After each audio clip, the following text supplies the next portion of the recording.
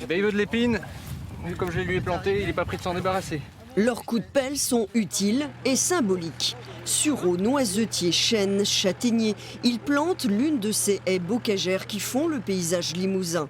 Un paysage qui pourrait demain, ici, être bétonné par l'extension du parc d'activités de la Croisière. Et ça, ils ne peuvent s'y résoudre. Là, vous avez un champ de céréales. De l'autre côté, vous avez en fait des bois qui servent avec les troupeaux, ou ici un champ là. Et là, vous avez par exemple une haie très ancienne qui abrite juste derrière du coup une zone humide. C'est vraiment un combat du terroir. Et ce qui est intéressant, c'est que les gens comprennent que ce qu'on ressent dans notre cœur et dans notre corps, c'était à la défense du coup de notre terroir, de notre paysage, de notre agriculture.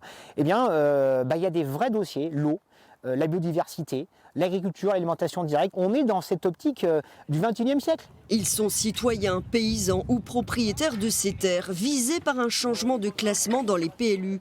Ils demandent aux élus que le béton reste dans les zones déjà urbanisées. Terre de Liens a une mission première qui est de protéger les terres agricoles. Et ici, c'est le cas d'une agression assez violente. On ne doit plus gaspiller les terres agricoles, c'est plus possible, pour nourrir la population avant tout.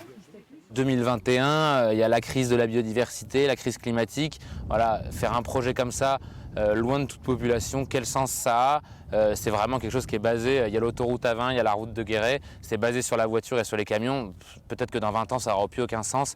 Et bétonner 70 hectares pour quelques années, je ne pense pas que ce soit judicieux. Les élus du conseil communautaire Gartempe-Saint-Pardoux rappellent quant à eux l'enjeu économique de l'extension du parc d'activités. Les études environnementales sont en cours. Le plan local d'urbanisme intercommunal est lui voté ce mardi.